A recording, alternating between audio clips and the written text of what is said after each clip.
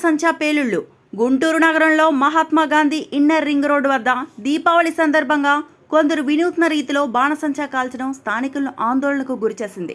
కొద్దిసేపటి క్రితం ఓ పాత కారు వెనుక వైపు బాణసంచా కాల్చుకుంటూ ప్రయాణించడం చూసి ఇతర వాహనదారులు భయభ్రాంతులకు గురయ్యారు. ఎవరికైనా ప్రమాదం జరిగితే ఎవరు బాధ్యత వహిస్తారని వచ్చేపోయే వాహనదారులు ఆగ్రహించారు.